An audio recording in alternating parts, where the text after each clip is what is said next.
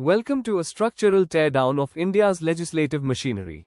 Often called the temple of democracy, the Indian Parliament is an intricate, highly regulated system governed by Articles 79 through 123 of the Constitution. In this video, we will dismantle this democratic engine piece by piece to understand exactly how it runs. Under Article 79, the legislative organ of the Union is defined as a tripartite machine. It doesn't just consist of the people you vote for. It requires three components working in tandem: the President of India, the Rajya Sabha, and the Lok Sabha.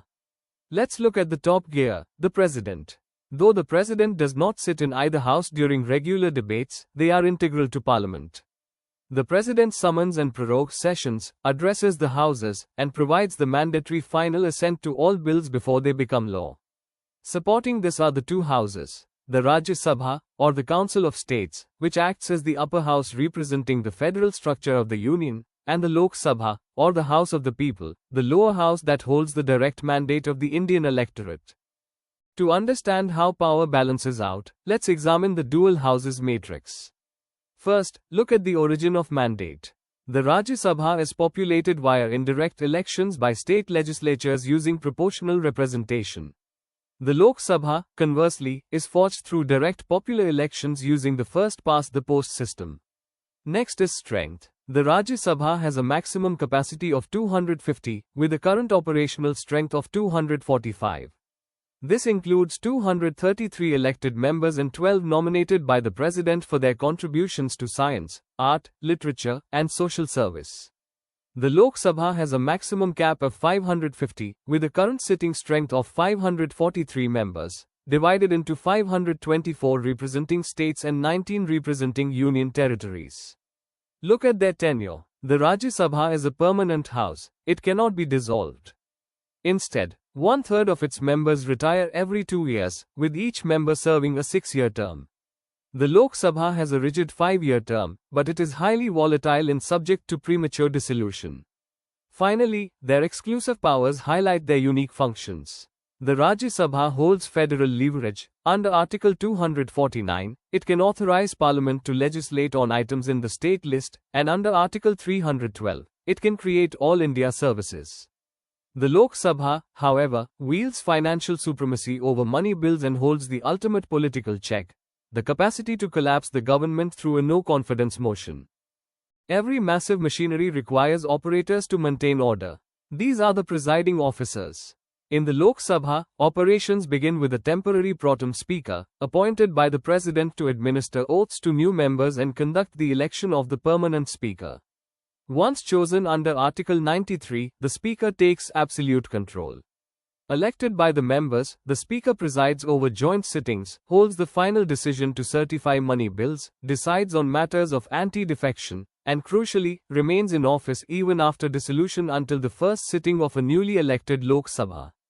Assisting them is the Deputy Speaker, also elected by members, who steps up in the Speaker's absence.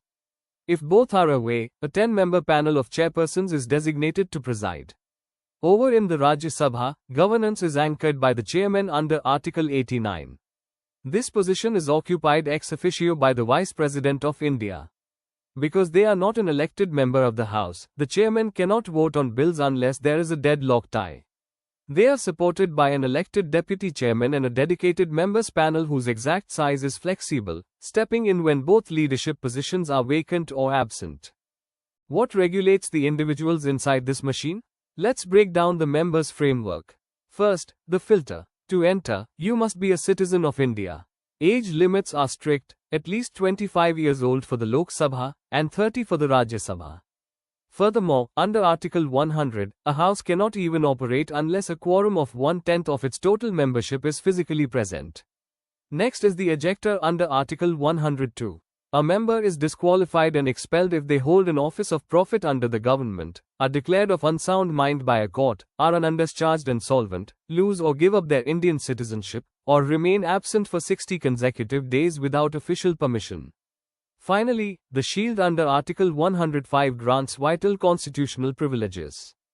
Individually, members enjoy absolute freedom of speech inside Parliament, making them legally exempt from court proceedings for anything said on the floor. They also receive an exemption from arrest in civil cases 40 days before, during, and 40 days after a legislative session. Collectively, the houses hold the right to publish their own reports, exclude strangers for secret sittings, and punish outsiders or members for contempt or breach of privilege. The courts are expressly prohibited from inquiring into parliamentary proceedings. Parliament operates in a cyclical pattern known as its operational rhythm. Within its 5-year lifespan, it congregates in 3 distinct terms: the budget session, which is the longest, the monsoon session in the middle of the year, and the shorter winter session. By constitutional mandate, the maximum gap allowed between 2 consecutive sessions cannot exceed 6 months. When sessions are running, how do daily operations come to a halt? Let's look at the termination vocabulary. An adjournment simply pauses a sitting for a specified time, whether it's for a few hours or a couple of days, enacted directly by the presiding officer. An adjournment sine die terminates a sitting indefinitely without setting a return date, also executed by the presiding officer. Prorogation is a step further, it completely terminates an entire multi-week session. This can only be done by the president. Lastly, dissolution completely ends the life of the Lok Sabha entirely, triggering fresh national elections. This power is executed by the president. Remember, the Rajya Sabha is completely immune to this, as it cannot be dissolved. Every single working day in Parliament follows a strict, timed map. For the Lok Sabha, the day kicks off precisely at 11 am with question hour. Running until 12 pm, this is the primary accountability mechanism where members demand sharp, verbal or written answers directly from ministers. The clock strikes 12 pm, and we enter 0 hour. This is a purely Indian procedural innovation introduced in 1962. For 1 hour, members can raise highly urgent matters of public importance without giving any prior notice. At 1 pm, the houses halt for a 1-hour lunch break. Refueled at 2 pm, Parliament spends the rest of the day on legislative business, debating complex bills, passing budgets, and moving resolutions. Pay close attention to the gold exception tag. In the Rajya Sabha, this schedule is flipped. 0 hour occurs first at 11 am, followed immediately by question hour at 12 pm. Let's zoom into the mechanics of question hour, where inquiries are categorized into 3 distinct formats. First, start questions. Marked with an asterisk, these demand an oral answer on the floor of the House. Because the answer is spoken aloud, supplementary questions can be asked by members to grill the minister further. Due to time constraints, they are limited to 20 per day in the Lok Sabha and 15 per day in the Rajya Sabha. Second, start questions. These receive a written format response. No oral debate takes place, which means supplementary questions cannot be asked. The daily limits here are much higher. 230 per day in the Lok Sabha and 160 per day in the Rajya Sabha. Third, short notice questions. These are reserved for matters of urgent public importance and can be brought forward with less than 10 days' notice. They are answered orally, require the explicit consent of the responsible minister, and are strictly limited to just 1 question per house. Beyond question hour, Parliament utilizes a rising continuum of accountability to keep the executive government in check, moving from mild inquiries to existential political threats. At step 1, we have the calling attention motion. This is a routine inquiry drawing a minister's attention to an urgent matter. It allows a maximum of 5 members per motion, requires a formal statement, but involves absolutely no voting. Moving up the intensity scale to step 2 is the adjournment motion. This throws a wrench in the daily schedule, halting regular business to discuss a recent, specific issue of public importance. It requires the backing of at least 50 members and can be introduced in the Lok Sabha only. Step 3 brings us to the censure motion. This can aggressively target an individual minister, a specific group, or the entire council of ministers. It must state specific reasons for its adoption. While it serves as a massive formal reprimand, if passed, the council does not need to resign. Like the previous motion, it is exclusive to the Lok Sabha. Finally, at step 4, we hit the ultimate weapon, the no confidence motion. This is an existential threat introduced strictly against the entire council of ministers. Interestingly, no specific reason needs to be stated for its introduction. It requires 50 members just to be allowed on the floor.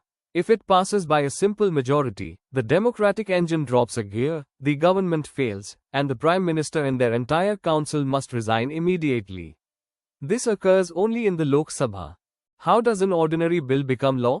Think of it as a three-stage assembly line traveling through a single house. Stage 1 is the first reading. This is the general introduction of the bill. The bill is introduced on the floor and published in the official gazette. No debate or amendments are allowed at this introductory phase. Stage 2 is the second reading, the most crucial and exhausting zone. It is broken into three sub-steps. First, general discussion, where the House decides whether to consider the bill immediately, refer it to a committee, or circulate it for public opinion. Next is the committee stage, where the bill is broken down clause by clause for deep, meticulous scrutiny. Finally, the consideration stage, where the House votes upon each clause individually. This is where members can introduce amendments. Stage 3 is the third reading. Here, the final debate is held on the bill as a whole, focusing on a straightforward, for or against, vote. No substantive amendments can be introduced here, only basic grammatical or typographical errors can be fixed. Then comes the final vote. When the Lok Sabha is dissolved, what happens to the bills stuck in the pipeline? They follow a strict constitutional logic gate known as the Bill Impact Decision Tree. Let's look at what fails. A pending bill lapses under two scenarios. If it was introduced and is currently pending in the Lok Sabha. Or, if it was already passed by the Lok Sabha but is currently pending review in the Rajya Sabha. On the other side of the tree, a bill survives and does not lapse under four specific conditions. If it is pending in the Rajya Sabha but has not yet been passed by the Lok Sabha. If it has successfully been passed by both houses and is simply waiting for the President's signature. If it was passed by both houses but returned by the President to Parliament for reconsideration. Or finally, if the President has already notified a joint sitting to resolve a deadlock prior to the House dissolution. In these cases, the legislative work survives. Not all bills are created equal. The hierarchy of bills sets distinct rules for different legislative content. Under Article 107, an ordinary bill can be introduced in either house. It requires no prior presidential consent. The Rajya Sabha holds significant power here. It can delay or amend it for up to 6 months. If a deadlock occurs, a joint sitting is completely permissible. Under Article 110, a money bill is a different beast altogether. It deals exclusively with taxation, government borrowing, or expenditures from the Consolidated Fund of India. It can be introduced only in the Lok Sabha, and strictly requires the President's prior consent. The Rajya Sabha is effectively stripped of power here. It cannot amend or reject it, and can only hold it for a maximum of 14 days. The Lok Sabha Speaker's certification on a money bill is absolute and final, and no joint sitting is allowed. Then we have finance bills. Type 1, under Article 117(1), contains core money bill matters mixed with ordinary provisions. Like a money bill, it can only start in the Lok Sabha with the President's consent, but once moving, it is treated like an ordinary bill. Type 2, under Article 117(3), involves general expenditures from the Consolidated Fund but contains no core Article 110 taxation matters. It can be safely introduced in either house, requiring no initial block. When it comes to managing the nation's wealth, Parliament utilizes a structural filtration system called the financial funnel. At the wide mouth of the funnel sits the budget under Article 112, formerly known as the Annual Financial Statement. Presented by the Finance Minister on behalf of the President, it is immediately carved up and sent to 24 specialized departmental standing committees for intensive review. Next, it filters down to demands for grants under Article 113. These are specific funding requests. The Lok Sabha discusses and votes on expenditures that are not charged upon the Consolidated Fund of India. Note that charged expenditures, like the salaries of Supreme Court judges, can be openly discussed, but they are constitutionally protected and cannot be voted upon. At the narrow tip of the funnel is the appropriation bill under Article 114. Once the grants are voted on, this bill is introduced. It provides the absolute legal authority to actually withdraw money from the Consolidated Fund of India. Without it, the government cannot spend a single rupee. Look to the side channel, vote on account under Article 116. Because the full budget process takes months to finalize, this mechanism acts as an advance grant, allowing the government to draw down funds to cover essential short-term expenses for April and May before the full system completes its run. During the budget debates, opposition members can wield an aggressive fiscal tool known as the cut motion cleaver to trim down the government's demands. The sharpest blade is the policy cut. This signifies a complete disapproval of the underlying policy. The action reduces the financial demand down to exactly 1 rupaya, signaling that the opposition is advocating for an entirely alternative policy framework. The second blade is the economy cut. This is used when the requested amount is deemed wasteful or bloated. It reduces the demand by a specific, determined amount to enforce economic efficiency. The third blade is the token cut. This is a symbolic protest used to highlight a specific grievance against the government. It reduces the financial demand by precisely 100 rupees. Keep in mind the critical warning banner at the bottom. Cut motions can only be introduced in the Lok Sabha. Because passing a cut motion means the government has lost control of its financial house, passing even a single one forces the entire government to resign. We have reached the end of our structural teardown, breaking deadlocks and generating the final output. If the two houses are hopelessly deadlocked over an ordinary or finance bill, the system initiates the override, a joint sitting under Article 108. Summoned by the President, this combined House session is presided over by the Lok Sabha Speaker and governed strictly by Lok Sabha rules. Because of its sheer size, the Lok Sabha almost always dominates the vote. It can never be used for money bills or constitutional amendment bills. In India's entire independent history, this emergency gear has been invoked only 3 times, for the 1961 Dowry Prohibition Act, the 1978 Banking Service Commission repeal, and the 2002 Prevention of Terrorism Act. To force a final vote during heavy debates, the machinery can use closures. A simple closure stops repetitive debates. A kangaroo closure skips directly to important clauses. And the guillotine falls when time expires, forcing all remaining undiscussed clauses to a vote immediately. Finally, the document reaches presidential assent under Article 111. The President turns the final gear, choosing to either give assent, making the bill an official law, withhold assent, which acts as an absolute veto, or return the bill for reconsideration, a suspensive veto that cannot be used for money bills. If Parliament passes the bill again, with or without changes, the President is constitutionally bound to sign it. Don't forget to subscribe, like, share, comment if you enjoyed this quick revision.